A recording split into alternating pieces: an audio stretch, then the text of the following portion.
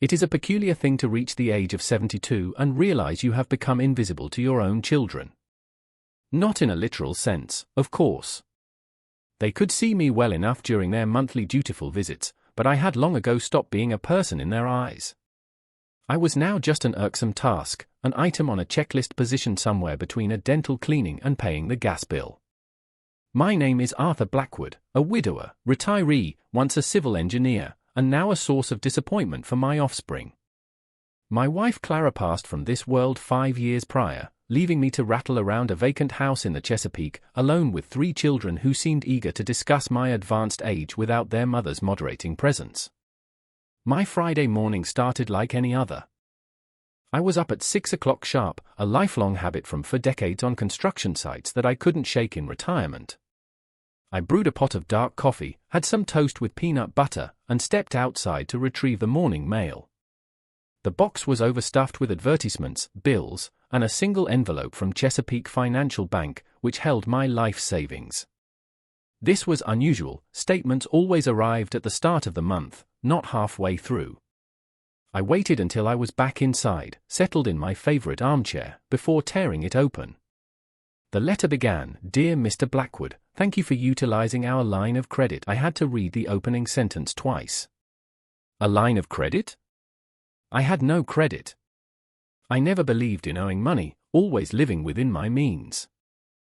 I had been planning to purchase a new car to replace my old sedan, but I intended to use cash I had saved over my long career. The letter proceeded to announce the activation of a credit line exceeding $500,000. $500,000, an amount that could buy a very nice home in my area. My hands began to tremble, not from age, but from a potent mix of rage and terror. A colossal error had been made, or worse, someone had stolen my identity. I dialed the bank immediately.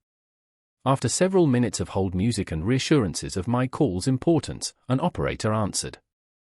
"Mr. Blackwood," the young woman said after I laid out the issue, "our records show that you came into our branch 2 weeks ago and personally signed all the relevant documents." "That's not possible," I retorted. 2 weeks ago, I was on a fishing trip in Norfolk with a friend. "I have witnesses, sir. We possess your signature and a photocopy of your identification. They are forgeries," I insisted, my voice shaking with fury. "I demand to speak with the manager," the operator reluctantly conceded, and we scheduled a meeting for the following day. I hung up the phone, my heart hammering against my ribs. Who would do something like this?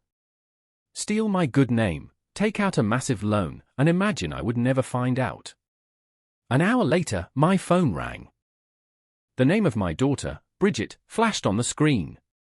The timing felt like more than a coincidence. "Daddy," her voice was uncharacteristically bright. "Victor and I thought we would stop by for dinner tomorrow. Nothing formal, we just wanted to see how you were doing." Bridget and her husband Victor typically visited on the last Sunday of each month, never sooner, never later. This abrupt change of plans in the middle of the month only solidified my growing dread. "Of course, sweetheart," I answered, feigning a casual tone. "I'll be happy to see you." After hanging up, I slumped back into my chair.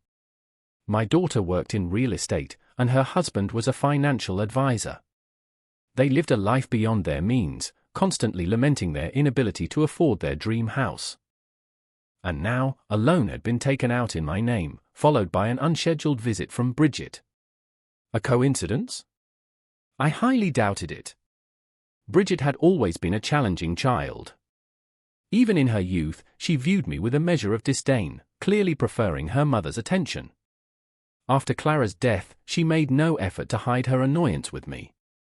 Every piece of advice I offered was an intrusion into her life, every observation was a criticism. "Dad, you're 72, she would often say if I tried to share my thoughts on her career. The world has changed. What was effective in the last century is useless today." I had learned to stay silent during her frequent complaints about how difficult it was for her and Victor to live in a rented apartment, how unjust it was that others had luxurious homes while they had to save every penny. The reality was that they saved nothing. They drove new cars, wore designer clothes, and vacationed twice a year. Money flowed through their hands like water, yet they believed everyone but themselves was to blame for their situation. Victor was a perfect match for my daughter, tall with meticulously styled hair and a practiced smile. He always spoke to me with a synthetic respect that barely concealed his impatience. He called me sir, but his eyes screamed, "When will you finally be gone?" One afternoon, I overheard them speaking when they assumed I was napping in my chair. "How much longer do you think he has?" Victor asked in a hushed tone. "I'm not sure," Bridget answered. "His own father made it to 88. That's another 16 years, God," Victor exhaled. 16 years in this dump when we could be. They fell silent when they saw me stir. This dump, as they referred to my home, was the product of 3 decades of my hard work. I had designed it myself, personally overseeing every phase of its construction. It was the house where my children were born and raised, where I had shared my happiest years with Clara. It may not have met their modern definition of luxury, but it was solid, spacious, and filled with cherished memories. My other children, my sons Simon and Leo, were hardly better. They lived in different cities and called once a month, as if checking a box on their to-do list. Like automatons, they would ask about my health, mention their own children and jobs, and then abruptly end the call, claiming to be busy. My grandchildren saw me as a fossil from a bygone era. My granddaughter Chloe, Simon's daughter, once asked if it was true that the internet didn't exist in my time and seemed genuinely amazed that I could operate a smartphone. "Wow, Grandpa, you're so with it for your age," she had remarked, using the same tone one might use to praise a dog for performing a trick. But I was not the feeble old man they perceived me to be. I still knew how to construct a building from the foundation up, could repair nearly anything that broke, read contemporary literature, and followed current events. In their minds, however, my age negated all my knowledge and capabilities. That night, sleep eluded me. The thought that my own daughter could have committed such a fraud seemed both preposterous and terrifyingly plausible. How could she have forged my signature? How could the bank have believed that I, a man who had never been in debt, would suddenly decide to borrow such a huge sum? The next morning, I went to the bank. The manager, a Mr. Dawson, greeted me with an expression of polite disbelief. He was a young man, around 35, with a sharp suit and a neatly trimmed beard. "Mr. Blackwood, I appreciate your concern, but all the documentation is perfectly in order," he stated, leafing through my file. "Here is your signature, and here is the copy of your ID." He angled the folder so I could see. The signature was a convincing replica of my own, but I knew I had not been the one to write it. Next to it was a copy of my driver's license. "It's a forgery," I declared. "I never signed those papers or gave permission for my personal information to be used." Mr. Dawson sighed and steepled his fingers on the desk. "Sir, you were in this office on May 2nd, a Thursday. You were with a woman who introduced herself as your daughter. You both met with our loan officer, Ms. Vance, May 2nd. I was indeed in the city that day. Bridget had invited me to lunch, an event that hadn't occurred in months. She had been unusually attentive, inquiring about my life and even offering me a ride home. Now I understood the reason for her sudden kindness. "May I speak with Ms. Vance?" I requested. "Certainly." Mr. Dawson buzzed his intercom. A few minutes later, a young woman came into the office. She looked at me and gave a nod of recognition. "Yes, this is the gentleman I worked with," she confirmed. "Mr. Blackwood and his daughter were here to apply for a real estate loan." "I have never seen you before in my life," I exclaimed. "There has been a mistake," or I paused, not wanting to accuse the bank employee of being an accomplice. Ms. Vance appeared genuinely taken aback. "Sir, we spoke for nearly an hour. You told me about your desire to help your daughter purchase a home." I shook my head, feeling my face flush with a mix of anger and powerlessness. "Listen," I said, striving for a calm tone. "I am a retired civil engineer. I have never borrowed money in my life. Why would you think that at 72 years of age, I would suddenly take on $500,000 in debt?" Mr. Dawson and Ms. Vance exchanged a look. "You mentioned wanting to help your daughter buy her house," Ms. Vance reiterated. "With your excellent credit history and assets, the bank had no reason to deny the application." "Someone impersonated me," I insisted. "My daughter must have found someone who looks like me." Or I stopped, knowing how outlandish it sounded. "Mr. Blackwood," Mr. Dawson said in a tone used to placate agitated clients, "is it possible you've simply forgotten about the visit?" "At your age, at my age, young man, I can still distinguish truth from falsehood," I interrupted sharply. "I will be filing a police report for fraud and identity theft." Mr. Dawson sat up straighter. "That is your prerogative, sir. However, I must inform you that if an investigation reveals you did sign those papers and are now attempting to retract your agreement, the legal consequences for you could be severe." I stood up, leaning on the cane I had started using after a minor fall the previous winter. "I am ready for any consequences, because I am certain of the truth. Now, if you will excuse me, I must prepare for a visit from my daughter." On the drive home, I mulled over how Bridget could have managed such a deception. She must have hired an impersonator. But how had she obtained copies of my documents? And where had the money gone? That evening, when Victor's glossy black Audi pulled into my driveway, I had a plan. I would not create a scene. I would not reveal that I knew anything. I needed the entire truth to emerge first. Bridget came in first, carrying a cake box from a local bakery. She appeared anxious despite her broad smile. Victor followed her, holding a bottle of wine. "Dad," Bridget said, kissing my cheek. "You're looking great for your age," Victor added with a small laugh. "Just fine," Bridget corrected him, shooting him a warning look. I led them to the living room, where I had set a simple dinner of roasted chicken and vegetables. Bridget immediately began to fuss with the plates. "Daddy, why are you using these old dishes?"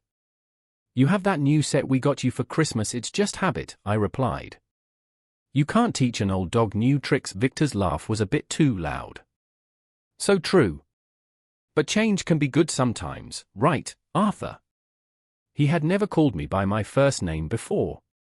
It was always Sir or Mr. Blackwood. This sudden familiarity only deepened my suspicions.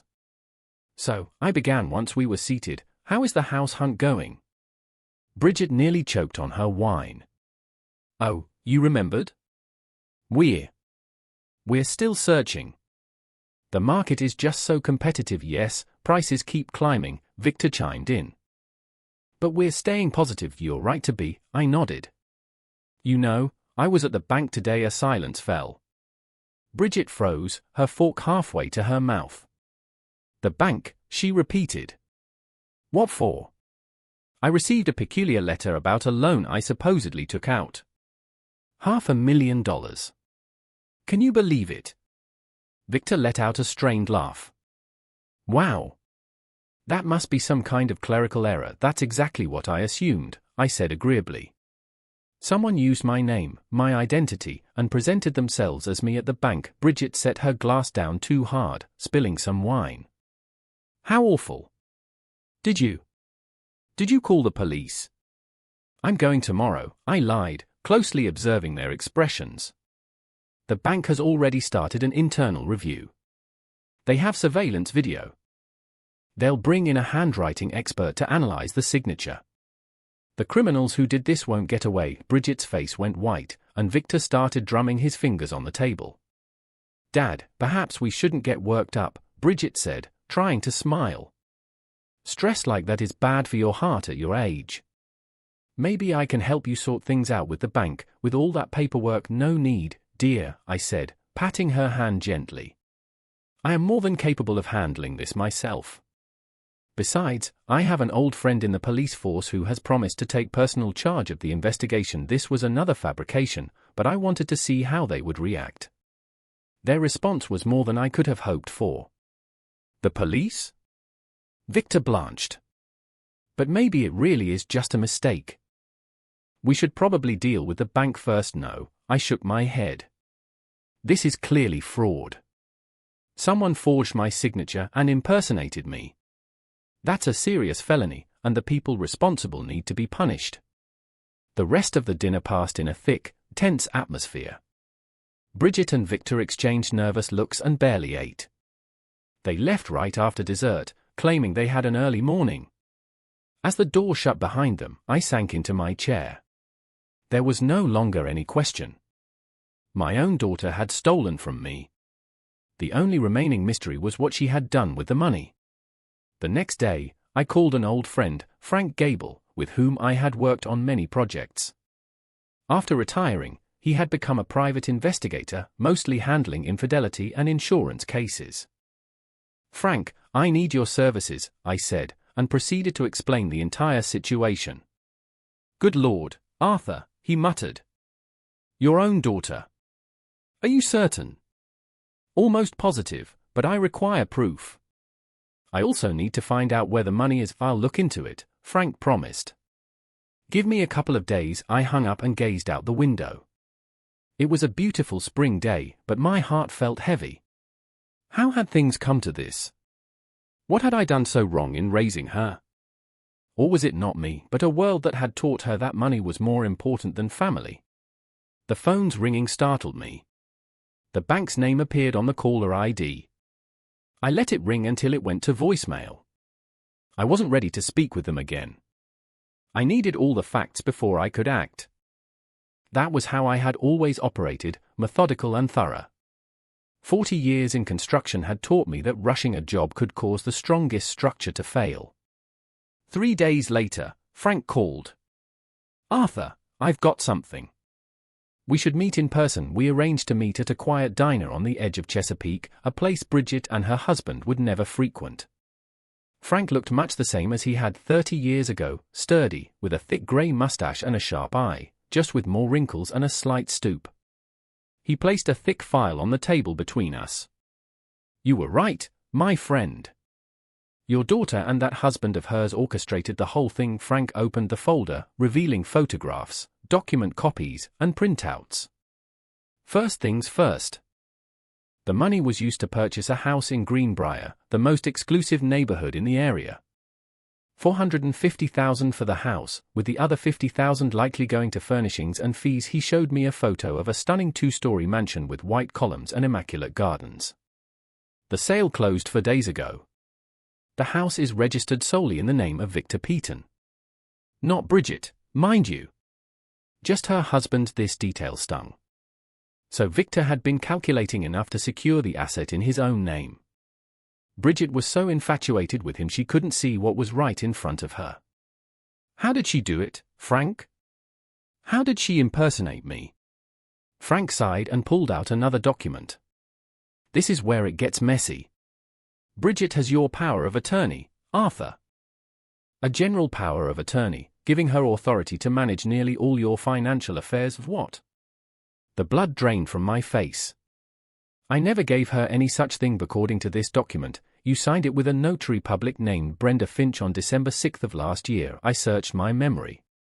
December 6th. That was the day Bridget had taken me to a doctor's appointment. My blood pressure had been high, and she insisted I see a specialist. On the way, she had asked to stop at a notary's office to sign some papers related to a house sale for one of her clients. She deceived me, I said slowly. I signed something, but she told me it was for her work, that she just needed a witness's signature. Frank nodded sympathetically. It's a common scam, preying on an elderly parent's trust. You're not the first, Arthur. Who else was at the notary's office? There must have been another witness, Leo, Frank replied.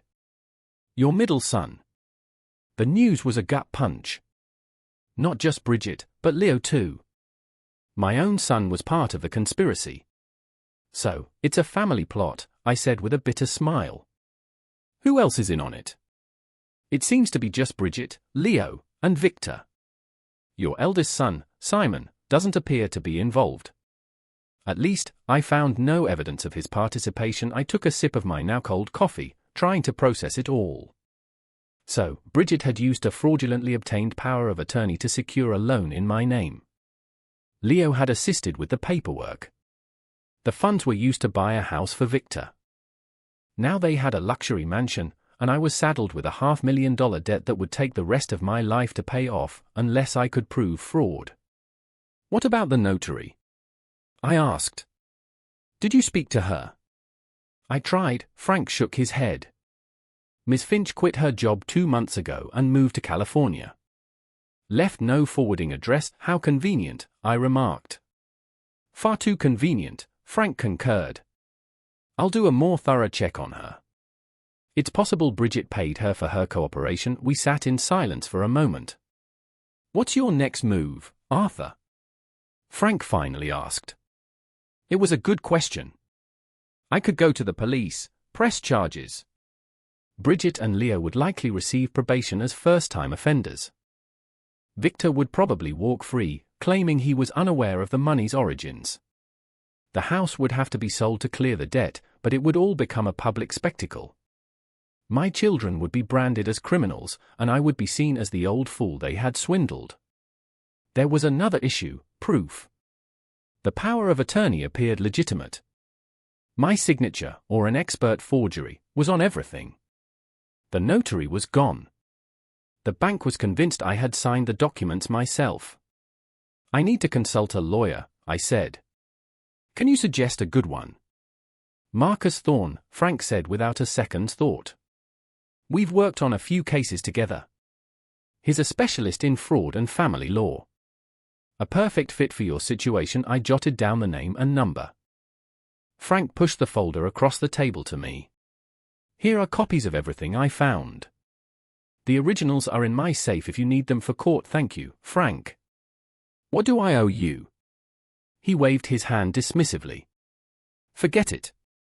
Call it a favor for the time you saved me from being fired by covering my calculation error on the Hampton Mall Foundation. That was 40 years ago, I smiled. I have a long memory for good deeds. He clapped me on the shoulder. Keep me updated. And be careful with Bridget and Victor. People who can do this can become dangerous when cornered. After leaving Frank, I drove home feeling a strange mix of emotions: anger, despair, and, surprisingly, relief. The uncertainty was gone. Now I knew the truth, no matter how harsh. At home, I laid out all the documents Frank had given me. The photos of the house were breathtaking: a grand Georgian-style estate with a swimming pool and a 3-car garage. It was the house Bridget had always coveted, and she had decided to acquire it at my expense. The sales contract confirmed the purchase had closed just days ago, with Victor Peaton as the sole owner. The loan paperwork was in my name, but Bridget's signature was present as the trustee. She hadn't even bothered to forge my signature on the loan itself. She had simply used the power of attorney. I called Marcus Thorne and scheduled an appointment for the following day. Then, I did what always helped me think clearly. I took out a notebook and started strategizing, weighing my options and their consequences. Plan A: formal legal charges. Pros: justice served, a chance to clear the debt. Cons: public humiliation, a family scandal, and challenges with proving my case. Plan B: a private settlement. Pros: no public fallout, face saved. Cons: Bridget and Victor might not cooperate, and there was no guarantee they would repay the debt. Plan C. This one gave me pause. What if I turned their own tactics against them? The power of attorney Bridget had obtained through deception was, for now, still legally valid. I could. A ring of the doorbell interrupted my thoughts. Leo, my middle son, was on the porch. He rarely visited without calling first. Dad, he said with an awkward smile. I was in the neighborhood and thought I'd stop in. Can I come in? I stepped aside, letting him enter. Leo looked strained. At 43, he was balding, and his dark hair was streaked with gray. A stressful job at an insurance company and a difficult divorce had aged him. What's on your mind, Leo? I asked as he sat in the chair opposite me. Nothing, I said, holding his gaze. How are you? I'm fine, he said, avoiding my eyes. Just wanted to see how you were. Bridget mentioned you had a nice dinner the other night, so Bridget had sent him as a scout to see if I was going to the police. Yes, it was lovely, I said. By the way, it feels like ages since you and I visited a notary together. When was that? December. Leo flinched. He was always a terrible liar. Oh. I don't really remember. Maybe December 6th, I supplied. You and Bridget took me to see Brenda Finch, the notary. Do you recall what I signed that day? Leo turned pale. Some papers for Bridget's client. I think it was a power of attorney, Leo. A general power of attorney that gave Bridget control over my finances. The same power of attorney she used to take out a $500,000 loan in my name. He gaped at me, his mouth open. Either he was a far better actor than I had imagined, or he truly had no idea about the loan. Dad, I didn't know about the loan. I swear. Bridget just said you needed to sign it in case something happened, so she could help manage your affairs, and you accepted that. Yes. I mean, she's your daughter. Why wouldn't I? And you're my son, I said, and you helped her deceive me. Leo jumped to his feet. No. I didn't know her plan. I honestly thought it was for your own good, for my good. I repeated slowly. Being saddled with $500,000 of debt at 72 is for my good. Debt? He seemed genuinely shocked. What debt? Bridget took out a loan in my name. A loan I will spend the rest of my life repaying, and then the debt will likely pass to you and your siblings. Unless, of course, you disclaim your inheritance. Leo sank back into his chair. Oh, God. I didn't know. I swear, Dad, I didn't know it. Perhaps he was telling the truth. Leo had always been the most impressionable of my children, easily swayed by Bridget's manipulation since childhood. What did she give you for your trouble? I asked. Nothing, he said, looking offended. She just said it was important for your security, that you were getting forgetful. I scoffed. I can recall from memory the specifications for the 62 buildings I designed in my career. I remember the birthday of every one of my grandchildren. I even remember your locker number from the 8th grade. It was 217-inch. Leo hung his head. I'm sorry, Dad. I should have checked. I should have made sure you understood what you were signing. Yes, you should have, I agreed. Now, what do you know about a house in Greenbrier? He looked up, surprised. Greenbrier? Nothing. Why? Bridget and Victor bought a house there.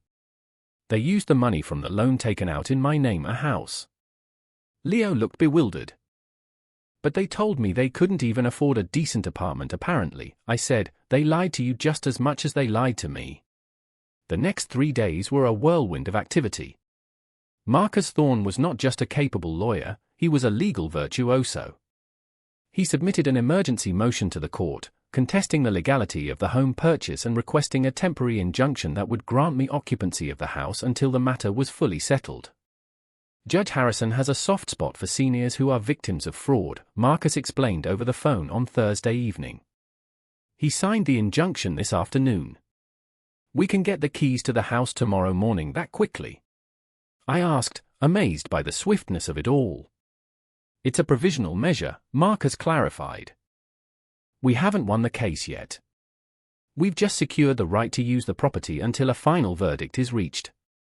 But it gives us a significant tactical advantage in any negotiations. Friday morning, Marcus came to my house holding a small box. Inside were 2 gleaming keys. Congratulations on the new home, he said with a grin. There's 1 string attached. You must physically reside in the house, or the injunction becomes void. That won't be a problem, I answered, feeling the weight of the keys in my hand. I'm already packed. The night before, I had gathered my essentials, clothes, toiletries, medicine, a few books, and a silver-framed photograph of Clara. It all fit into 1 large suitcase and a travel bag. Not much to show for 72 years of life. Are you sure you're up for this? Marcus asked, a look of concern on his face. A confrontation could get intense. I can handle it, I nodded. It would hardly be my first difficult conversation. After managing construction crews for 40 years, you learn how to stand your ground. Marcus helped me load my belongings into his car, and we set off for Greenbrier. During the drive, he laid out the legal complexities. Technically, your son-in-law is the owner of the house, but the loan is in your name, making you financially liable.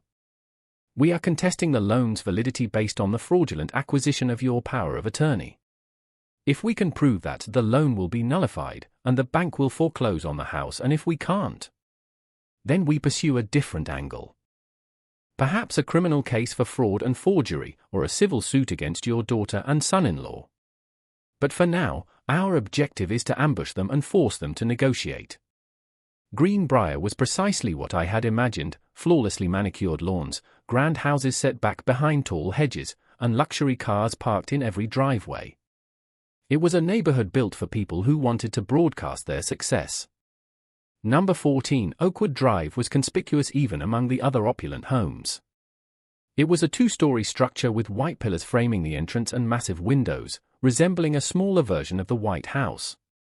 The driveway was laid with expensive pavers, and a marble fountain, not yet running, stood in the front yard. Impressive, Marcus whistled as he pulled up to the curb. Your daughter certainly has expensive tastes. She has always wanted to live beyond her station, I said, carefully exiting Marcus's low-slung car. My cane got caught on the door, and I nearly stumbled. Easy there, Marcus said, steadying me. You don't want to get injured before the main event. We walked up to the front door, a heavy, dark wood affair with stained glass panels. I inserted the key into the lock, and it turned smoothly. The door swung open without a sound, as if welcoming me. The interior was even more striking than the exterior. A vast foyer with a marble floor, a sweeping staircase to the second floor, and a crystal chandelier hanging from the high ceiling. All the furniture was brand new, expensive, and impeccably arranged. Leather couches, antique-style tables, and designer light fixtures. They've already furnished the place, I observed as we moved into the living room. With your money, Marcus reminded me. We toured the ground floor, living room, dining room, kitchen, a study, and even a small home theater with a projector and plush chairs. We then went upstairs to the bedrooms. The master suite occupied nearly a third of the floor, featuring an enormous bed, a walk-in closet, and a bathroom the size of my old kitchen. I believe this will be my room, I announced, placing my suitcase near the bed. Excellent choice, Marcus grinned. A master bedroom for the true master of the house. I unpacked my things, arranging my clothes in the empty dresser and setting Clara's photo on the nightstand. Meanwhile, Marcus explored the kitchen. The fridge is fully stocked, he called out when I came downstairs. They were probably planning a housewarming party. There's enough food here to last you several days. Good, I nodded. Saves me a trip to the store. Marcus glanced at his watch. I need to get back to the office. I have a meeting in an hour. Are you sure you'll be all right here by yourself? Of course, I reassured him. I'll just wait for the homeowners to arrive. After all, this is my house now, isn't it? Marcus smiled and shook my hand. Technically, yes. At least until the court says otherwise. Call me if there's any trouble, and try to keep things from escalating. Our aim is negotiation, not all-out war. After Marcus left, I was alone in the cavernous house. It was a strange sensation, being in such a luxurious space, knowing it was all paid for with money stolen from me. I walked through the rooms again, noticing details I had missed earlier. Photos of Bridget and Victor adorned the walls, on vacation in tropical locales, at fancy parties, in expensive restaurants. There was not a single photograph of me or Clara, not one memento of the family that raised her. In the study, I discovered a safe concealed behind a painting, a common and predictable hiding place. It was locked, of course, but I wondered what they deemed precious enough to secure. The house deed, jewelry, cash? In the desk drawer, I found a folder containing the property deed. A quick look confirmed what Frank had told me: the house was registered solely to Victor. Bridget was not even listed as a co-owner. An interesting decision for a married couple. Or perhaps not so strange for a man who was already planning his escape routes. Time crawled by. I settled in the living room with a book from the shelf, some popular thriller that looked like it had been bought for display, its spine uncreased. The sun moved across the sky, casting long shadows through the large windows. At 4 o'clock, I heard the sound of an approaching car. A glance out the window revealed Victor's black Audi pulling into the driveway. The show was about to begin. I straightened my tie. I had dressed meticulously for the occasion in my best suit, one I reserved for weddings and funerals. I smoothed down my grey hair and positioned myself by the door, leaning on my cane more for dramatic effect than for support. I heard keys jingle, the lock turn, and the door opened. Bridget and Victor stood on the threshold, their arms full of bags from the grocery store. They were deep in conversation and didn't see me at first. "I think that's enough champagne," Bridget was saying. Leo promised to bring ice, and Simon, she trailed off as her eyes finally landed on me. Her face froze in a mask of pure shock. A bag slipped from her grasp and hit the marble floor. A bottle of champagne shattered, its contents pooling on the polished surface. "Daddy," she whispered, her voice barely a breath. "Hello, Bridget," I smiled. "Hello, Victor. Welcome to my new home." Or is it your new home? To be honest, I'm getting a little confused. Victor recovered first, his face twisting in anger. "What the hell? How did you get in here?" "With a key, of course," I said, holding up the keychain still in my hand. "Very nice lock, by the way." "A good choice. Where did you get a key?" Bridget managed to ask. "Dad, what is happening?" "Oh, I think you know exactly what is happening," I said, taking a step forward and into the puddle of champagne. "You see, I received a very curious letter from the bank a few days ago. Something about a $500,000 loan that I supposedly took out. It's rather amusing, don't you think? Especially since I've never taken a loan in my entire life." Bridget grew even paler, if that was possible. "Dad, I can explain everything." "I'm sure you can," I nodded. "You've always been very good at explanations. Do you remember when you explained why you used my credit card without permission when you were 16? Or when you were 22 and you sold your mother's jewelry while we were on vacation?" "This is different," Bridget protested. "We were going to tell you everything. We were just waiting for the right moment, really." I arched an eyebrow.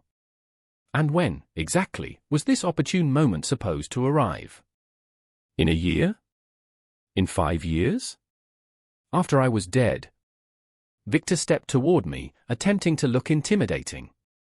"Listen, Arthur, you have no right to be here. This is my house, and I can call the police." "Please do," I shrugged. "I would be delighted to explain to the officers how my dear daughter and son-in-law forged a power of attorney to secure a $500,000 loan in my name. I'm certain they'll find the story utterly captivating." The guests started to trickle in. I observed as Bridget and Victor scrambled to project an image of normalcy. They smiled, welcomed their friends and relatives, and conducted tours of the house, but I could see the panic in their eyes and the rigidity of their posture. Whenever someone inquired about my presence, Bridget recited a rehearsed line about me coming to help with the party and offer advice on setting up the new home. I neither confirmed nor denied her story, allowing the unspoken truth to hang over the gathering like a guillotine. Leo kept his distance, avoiding my gaze and nervously nursing a glass of whiskey. His wife, Julia, who was not part of the deception, kept shooting me quizzical looks. My unexpected appearance, which her husband had apparently failed to mention, clearly struck her as odd. Soon, my eldest son, Simon, arrived with his wife, Nora, and their 2 teenagers. Simon was the only one of my children who seemed genuinely pleased to see me.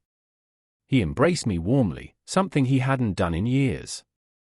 "Dad, I didn't know you'd be here," he said with a smile. "You look sharp. New suit?" "It's an old one," I replied. "I just save it for special occasions." Simon taught history at a local high school, the only one of my children to choose a modest but respectable career. He had never been driven by a pursuit of wealth, always content with his life. Perhaps that was why he had always treated me with more genuine respect. He had no reason to be envious or to wait impatiently for an inheritance. "How have you been, Dad?" he asked, pulling me aside. "It's been too long." "I'm sorry." "Work, the kids." "You know how it is." "I understand," I nodded. "We all have our own lives to lead." "How long have you known about Bridget's new place?" Simon asked, looking around the opulent house with obvious surprise. I had no idea she and Victor could afford something like this. I could hear the sincere confusion in his voice. So, Simon truly was unaware of the scam. That was a small comfort. At least one of my children wasn't willing to defraud his own father. I have quite a story to tell you about this house, I answered cryptically. A little later, when everyone's here. By 7 o'clock, the house was teeming with about 30 guests. In addition to my children and their families, there were Bridget's colleagues from her real estate agency, several of Victor's clients, new neighbors, and even a pair of reporters from a local paper, invited to document the housewarming of a prominent financial advisor. Bridget's anxiety was palpable. I saw her casting worried glances my way, trying to guess my next move. Victor projected more confidence, but his nervousness betrayed him. He laughed too loudly, poured his whiskey too freely, and boasted about his new home with excessive pride. "This paneling is genuine Lebanese cedar," he announced, gesturing to the walls in the study. "It cost a fortune, but Bridget and I believe some things are worth the expense." "You're right, you can't skimp on important things, like honesty," I remarked, appearing quietly behind him. "Isn't that right, Victor?" He jumped and spun around, forcing a tight smile. "Of course, Arthur." I couldn't agree more. The guests exchanged glances, sensing the friction but likely dismissing it as typical family squabbling. As everyone convened in the spacious living room for a toast, I knew my time had come. Bridget stood in the center of the room, a champagne flute in her hand, ready to give a speech. Victor was beside her, his arm wrapped possessively around her waist. They looked like a picture-perfect couple who had achieved the pinnacle of success, if one didn't know the sordid tale behind their polished facade. "Dear friends and family," Bridget began, her voice quivering slightly. "Victor and I are so thrilled to welcome you all to our new home. This has been a dream of ours for so many years, and to see it finally come true, if I may," I interrupted, raising my own glass. "I would also like to say a few words." Bridget froze, her face draining of color. Victor's grip on her waist tightened, as if he were holding her up. "Of course, Daddy," she managed to say with a strained smile. "Please." I walked to the center of the room, leaning on my cane. All eyes were on me, an old man in a formal suit with a straight spine and a steady gaze. "For those of you who don't know me," I began, surveying the crowd, "I am Arthur Blackwood, Bridget's father. And I have a story to tell you all about this magnificent house." I paused, letting the tension build. Bridget and Victor stood like statues, their smiles now petrified masks. "This house," I went on, "is indeed very special. Do you know why?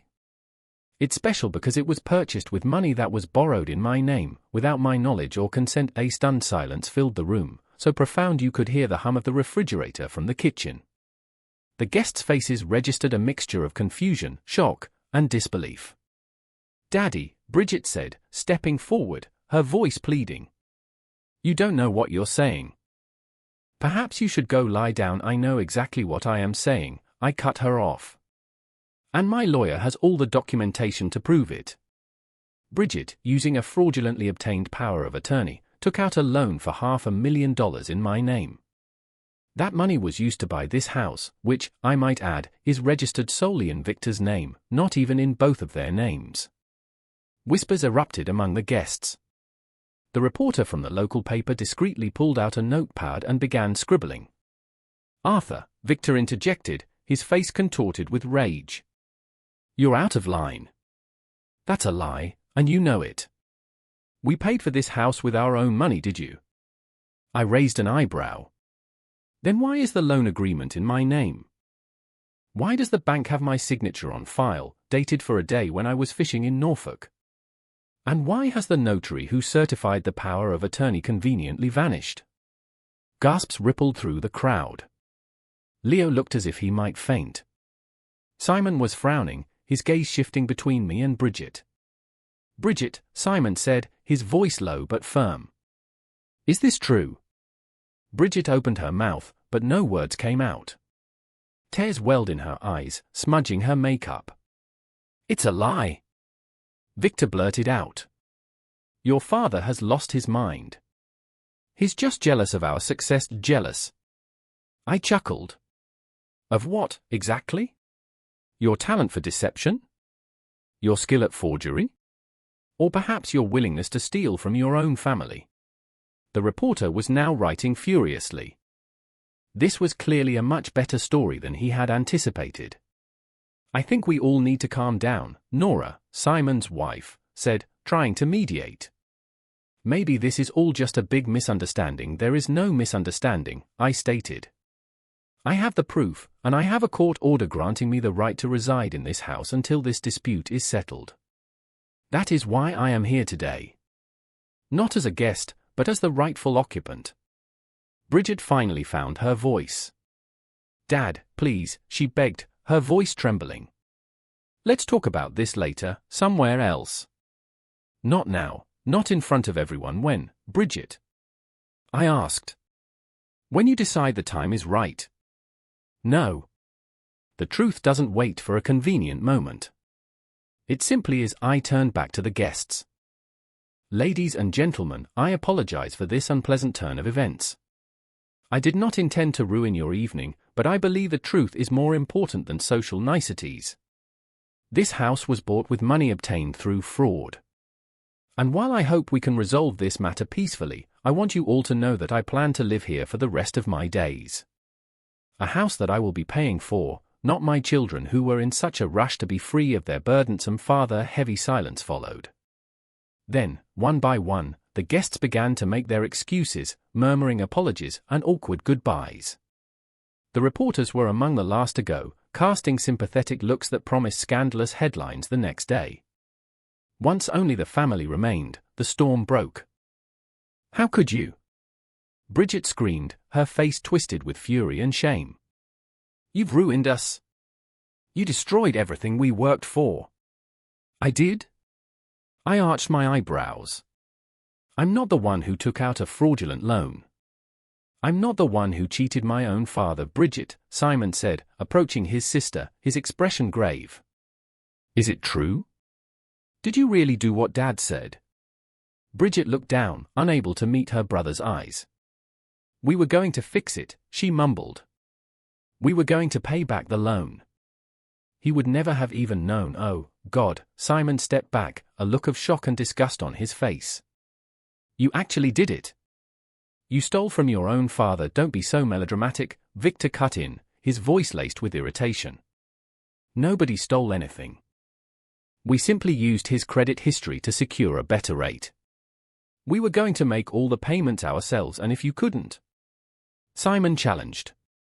What if one of you lost a job? Who would be responsible for the debt then? Dad. Victor said nothing, and his silence was more damning than any confession. Leo, who had been quiet until now, finally spoke. It's my fault, too, he said softly. I helped with the power of attorney. I didn't know what it was for, but I should have. Simon turned his disbelieving gaze to his other brother. You too? God, what has happened to our family? Bridget burst into tears, her shoulders shaking. We just wanted a better life, she sobbed. We were so tired of renting when everyone we know owns their own home. Then earn it, Simon said sharply, like normal people do. Nora and I saved for 10 years to buy our house. It's a fraction of the size of this place, but it's ours. We earned it honestly. I watched the scene with a sense of detached fascination. My children were bickering like they were kids again, only this time the argument was not over toys, but over $500,000 and the family's honor. What happens now? Julia, Leo's wife, asked, looking at me with apprehension. Are you going to sue them? That is up to Bridget and Victor, I answered. I have given them an option.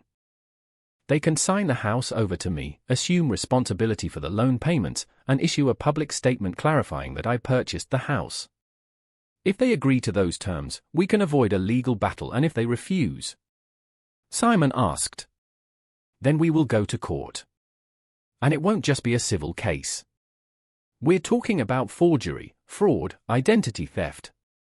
These are serious criminal charges. Bridget looked up at me, her face streaked with tears.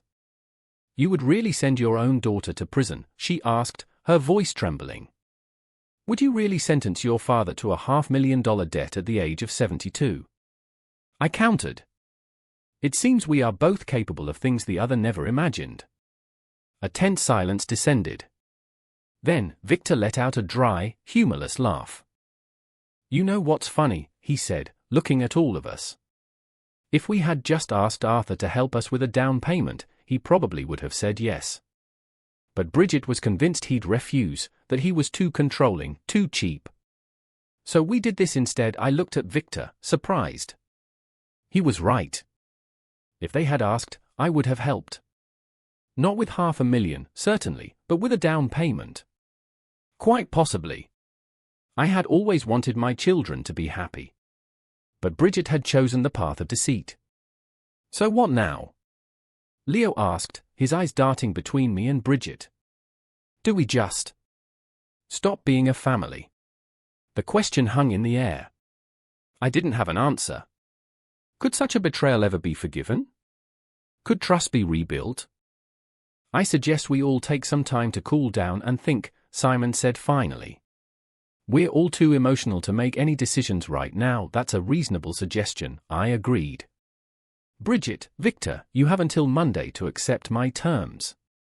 After that, my lawyer will file the lawsuit. Where are we supposed to live? Bridget asked, her voice sounding lost. If the house is yours, you can live where you lived before, I shrugged. In your rented apartment. Or, you can stay here as my guests, provided you abide by my rules, Victor snorted. We're not going to live in our own house as if we're tenants. My house, I corrected him. A house purchased with money borrowed in my name. Grandpa. Chloe, Simon's daughter, who had been silent all this time, suddenly spoke up. Can I still come and visit you here sometimes? It's so beautiful. Everyone turned to the teenager, who was looking at me with genuine interest. There was no judgment in her eyes, only curiosity and perhaps a hint of admiration. Of course, dear, I smiled. You are always welcome in my home. Cool, Chloe smiled back. You're going to have the coolest house of any grandpa I know. Her simple, unguarded comment seemed to break the tension in the room. A few people even managed a weak smile. I think we should get going, Simon said, putting an arm around his daughter. Dad, are you going to be okay? Do you need anything? I'm fine, I assured him. I have everything I need. I'll call you tomorrow, Simon promised. We'll talk. Slowly, the others began to leave. Leo and Julia left first, without another word. Simon and his family lingered a bit longer, offering their support. Bridget and Victor were the last to go. Where is our stuff? Victor asked, his voice weary. You can take your personal belongings, I said. Everything else stays. They went upstairs and came back down half an hour later with 2 suitcases. Bridget looked utterly defeated, her eyes red from crying. Daddy, she said, pausing at the door. I never wanted it to turn out like this. Neither did I answered honestly. But you made your choice, Bridget. Now you have to live with it. They left, and I was alone in the vast, luxurious house, the silence echoing in the empty rooms. It was a strange victory, one that brought no joy, only the cold satisfaction of justice. The following morning brought a few surprises. The first was a call from Simon. Dad, have you seen the paper today? He asked without any preamble. No, I said. What's in it? An article about last night's party. It's on the front page. The headline reads, Greenbrier family scandal, daughter defrauds elderly father for mansion. I sighed. The reporters had been efficient. How bad is it? It's quite detailed, Simon admitted. It doesn't paint Bridget and Victor in a very good light. You, on the other hand, are portrayed as a noble father betrayed by his children. An hour later, Leo appeared at my door. He looked like he hadn't slept at all. Dad, he said, shifting his weight nervously. I came to apologize. For real this time. What we did. What I helped do. It's unforgivable. I watched him in silence, waiting. I spoke with a lawyer, Leo went on. He said I could be charged as an accessory to fraud. I could face probation, a fine, maybe even a short jail term. And I'm prepared to accept that. But I wanted to apologize to you first. I was surprised. Leo had always been the most pliable of my children, easily led. I hadn't expected such directness or willingness to accept responsibility. I appreciate your honesty, Leo, I said at last. That's a start. I'll testify against them if it comes to that, he added. I'll tell the court everything. I could see he was motivated by both remorse and fear of the consequences, of losing his job and his reputation. But wasn't this what I had wanted? For my children to finally understand that actions have consequences. Chloe, Simon's daughter, came over for lunch. She was a vibrant 16-year-old with purple-streaked hair and a collection of bracelets on her wrists. "Hi, Grandpa," she said, dropping her backpack by the door. "I thought I'd come hang out. Is that okay?" "Of course," I said, happy to see her. Chloe had always been my favorite grandchild, bright, independent, and with a strong sense of self. "This house is amazing," she said, looking around. "It's a shame Aunt Bridget is so." She paused, searching for the right word. "So Bridget?" I offered. Chloe laughed. "Yeah, exactly. She's always been like that. Remember for my 12th birthday she gave me a doll? A doll, at 12. And then she told Mom I was ungrateful because I wasn't jumping for joy." I smiled at the memory. Bridget had always been convinced she knew what was best for everyone else. "Will you stay for lunch?" I asked. "If you don't mind," she smiled. "I can help you make something. And then maybe you can tell me about your travels. Dad said you worked all over the world when you were an engineer." "I'd love that," I agreed. We spent the afternoon together. I told her about my projects in different countries, the people I had met, and the adventures I'd had. Chloe listened with rapt attention, asking insightful questions and sharing her own ambitions. She wanted to be an archaeologist, to study ancient cultures and uncover the secrets of the past. "You know, Grandpa," she said as she was leaving, "I'm glad you're living here now. It's so much closer to our house than your old place. I can come visit more often." I hugged her, feeling an unexpected warmth spread through my chest. Perhaps some good could come from this sordid affair after all. Perhaps I could finally build a real relationship with my grandchildren, one I had never quite managed with my own children. That evening, Marcus Thorne, my lawyer, called. "So, how did the big reveal go?" he asked. "Loud," I said. "But effective. Bridget and Victor are out. Public sentiment is on my side. Even Leo is offering to testify against his sister." "Excellent," Marcus sounded pleased. "That strengthens our position considerably. Bridget has already been in touch. She wants to meet on Monday to discuss a settlement." "Does she agree to my conditions?" "In principle, yes. But she has a few points she wants to clarify. For instance, what happens to the house after you pass on?" I chuckled. Even now, Bridget was thinking about her inheritance. "Tell her I plan to live for at least another 20 years, and my estate plans are my own private business." "It will be my pleasure to inform her," Marcus said, a smile in his voice. "I'll see you on Monday, Arthur." 2 months had passed since that eventful evening. Life had changed profoundly, for me and for them. The Monday meeting with Bridget, Victor, and our lawyers went as planned. They conceded to all my conditions with little argument. The house was officially transferred to my name, they assumed the loan payments, and a public retraction appeared in the same newspaper that had printed the story of the scandal, stating that I had purchased the house and they had merely assisted with the arrangements. Victor sat through the meeting with a grim expression, never once meeting my gaze. Bridget attempted to feign remorse, but I could see the resentment simmering beneath the surface. They signed the documents and left without a word. I haven't seen or heard from them directly since, aside from the monthly bank notices confirming the loan payments. I did hear about them from Simon, who, unlike Bridget, had maintained contact. According to him, the scandal had cost Victor several major clients. His reputation in the financial community was in tatters. Who would entrust their money to a man who had defrauded his own father-in-law? Bridget had been forced to switch real estate agencies, former colleagues shunned her, and clients were refusing to work with her. They had sold their expensive car and moved into a more modest apartment to manage the loan payments. I felt no joy in their struggles, but I felt no pity either. They had made their bed.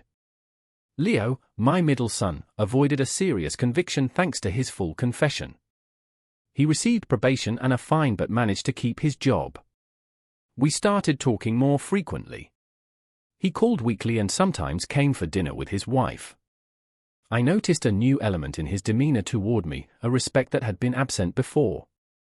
But the most significant transformation occurred in my own life. I, a 72-year-old widower accustomed to a solitary life, had become a figure of interest in the community. The story of the father deceived by his daughter had spread throughout the Chesapeake. Some saw me as a hero, others as a victim, but everyone was intrigued. My neighbors in Greenbrier showed an unexpected warmth. The first to visit was Margaret Sterling, a judge's widow from across the street. She brought a homemade pie and an invitation to the neighborhood book club. "We're short on male perspectives," she said with an appraising glance. "Most of us are ladies of a certain vintage." "You'd be a breath of fresh air," I accepted, though I had never thought of myself as a literary critic.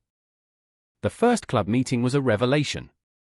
A group of men and women, all over 60, debated the latest bestseller with a passion and intellect that made me feel like I was in a university seminar.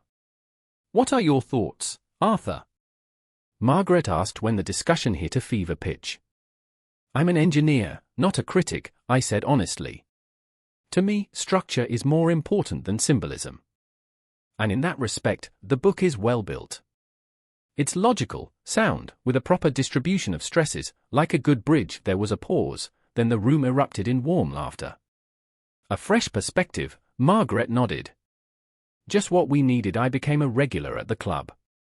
Reading their selections expanded my mind and made me see the world differently. Another surprise came from George Manning, a retired architecture professor who lived down the block. He invited me to join an amateur chess club that met at the community center. "I heard you were an engineer," he said. Engineers usually have a good mind for strategy. I hadn't played since college, but I decided to try. I lost my first several games spectacularly, but slowly, the old skills returned. Within a month, I could hold my own against the club's regulars. My granddaughter Chloe kept her word and became a frequent visitor. She would come over after school, do her homework in my study, and tell me about her classes. Sometimes she would have a sleepover in one of the guest rooms. Her younger brother, Liam, a quiet 14-year-old, was hesitant at first, but he started coming around after discovering I had a home theater with a giant screen. "Can my friends and I watch a movie?" he asked one day. "Of course," I said. "Just keep the volume reasonable." That night, my house, once so quiet, was filled with the sounds of youthful laughter and excited arguments over the movie's plot. I sat in my study, listening to the happy noise, and smiled. The house felt alive. Simon and his wife Nora started visiting more often as well. "You know, Dad," Simon said during one visit, "I don't think I've ever seen you this happy, not even when Mom was alive." I thought about his words. Had I been happy with Clara? Of course. We loved each other deeply. But that happiness was always intertwined with duty, responsibility, and the pressure to meet expectations. Now, at 72, I felt truly free for the first time in my life. "Maybe you're right," I told my son. "Maybe I had to go through all of this to understand what real freedom feels like." I still hadn't heard from Bridget, but one day, an unstamped letter arrived. Inside was a postcard of the ocean and a brief, unsigned note in her familiar handwriting: "I'm sorry. Not for the house, but for us." I didn't respond. Some bridges, once burned, cannot be rebuilt.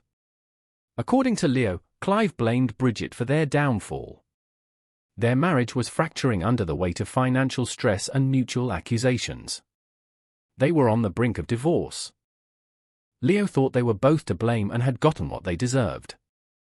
I couldn't help but agree. In the summer, 3 months after it all began, I hosted a barbecue in my backyard.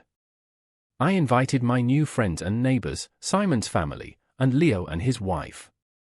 I even invited Frank Gable, the private investigator who had set this new life in motion. I couldn't miss this, he said, shaking my hand. I had to see for myself how you were doing. The party was a resounding success. People of all ages mingled and laughed.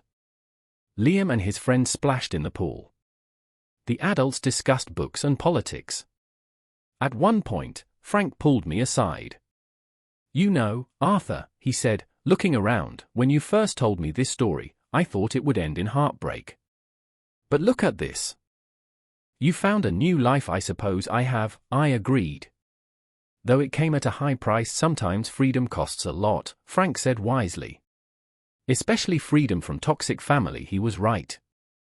I had lost a daughter, or rather, the illusion of a daughter. In exchange, I had gained genuine connections with my other family members, new friends, new passions, and, most importantly, a renewed respect for myself. As the sun began to set, someone put on music, and couples began to dance. To my astonishment, Margaret Sterling asked me to dance. "Don't just stand there, Arthur," she smiled. "You're the host." I hadn't danced since Clara passed, but my body remembered the steps. We swayed to a slow song, and I felt the warm, approving eyes of my guests on us. "You're a man of many surprises, Arthur," Margaret said when the music ended. "Who knew a serious engineer could dance so well?" "I had a good teacher," I replied, thinking of Clara. "She was a lucky woman," Margaret said. The party continued late into the evening. When the last guest had departed, I remained in the yard, looking up at the stars. Simon came and sat with me. "Great party, Dad," he said. Everyone had a wonderful time. We sat in comfortable silence for a while. "Do you miss her?" Simon asked quietly. Did I miss the daughter who had treated me like a nuisance and then defrauded me? "I miss what we never had," I answered finally. "A real relationship, built on love and respect." "But the Bridget I came to know?" "No, I don't miss her." Simon nodded in understanding. "Sometimes family is poison," he said softly. "And breaking free brings release, not just pain." "Exactly," I agreed. "Liberation." Who would have thought that at 72, my daughter's betrayal would lead not to ruin, but to rebirth? The house, bought with stolen money, had become my sanctuary, a symbol of my freedom. Here, I was no longer a lonely old man. I was Arthur Blackwood, a man with a past and a future. The next morning, I woke with a profound sense of peace.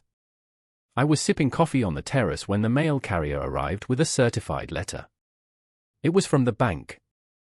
A notice of a late loan payment. Bridget and Victor had missed their last installment. I sighed, feeling no anger, only a weary resignation. It was to be expected. I called Marcus. "They missed a payment," I told him. "What happens now?" "They have 30 days to catch up before foreclosure proceedings begin," Marcus explained. Frankly, I anticipated this. My sources say Victor lost his job 2 weeks ago. "What are my risks if they stop paying altogether?" I asked. "Technically, the bank can come after you," Marcus admitted. "But we have the notarized agreement. We can sue them for breach of contract. And the house is legally yours. The bank can't take it." Without a long fight that evening, my phone rang. It was Bridget. "Daddy," she began, her voice shaky. "Did you get the letter?" "I did," I said coolly. "We're having some temporary trouble," she stammered. "Clive's job. My commissions. We're just asking for a little more time." "Time is all I have left, Bridget," I said. "And I have no intention of wasting it on your problems." "Daddy, please," she was crying now. "We'll fix this. I swear. Just don't sue us." "Not now." I listened to her sobs. A part of me, the father, wanted to offer comfort. But the other part, the part that remembered years of disrespect and the ultimate betrayal, stood firm. "You have 30 days, according to the bank's terms," I said finally. "I suggest you use them well." I hung up. It felt cruel, but I no longer trusted her promises. I had to protect myself. The next day, I met with Marcus and we prepared the necessary court documents, ready to file them the moment the 30-day grace period expired. Life went on, but the possibility of another legal battle cast a small shadow. One evening, Margaret joined me on the terrace. "You seem preoccupied, Arthur," she said. I told her about the missed payment and Bridget's call. "What will you do?" she asked. "I'll protect what is mine," I said. "Even if it means severing ties with my daughter for good," Margaret nodded. "You know, Arthur, the most difficult choice we sometimes face is between our family and our own well-being. Most people choose family, even if it brings them pain. But that isn't always the right choice." She spoke of her own brother, an alcoholic she had tried to save for years, until she realized his addiction was destroying her own life. "I finally had to choose myself," she said sadly. "He died 2 years later, and a part of me will always feel guilty. But another part knows it was the only way I could survive." I understood what she meant. Sometimes, the ties that bind become chains that drown you. "Your daughter made her choice when she decided to betray you," Margaret continued. "Now it is your turn to make yours. And whatever you decide, no one has the right to judge you." In that moment, watching the sun dip below the horizon, I knew my choice was already made. I had chosen myself, my new life, my peace. Family is precious when it is built on love. When it becomes a weapon of manipulation and a source of unending pain, its dissolution brings not sorrow, but liberation. I was free, truly free. And that freedom was worth every loss.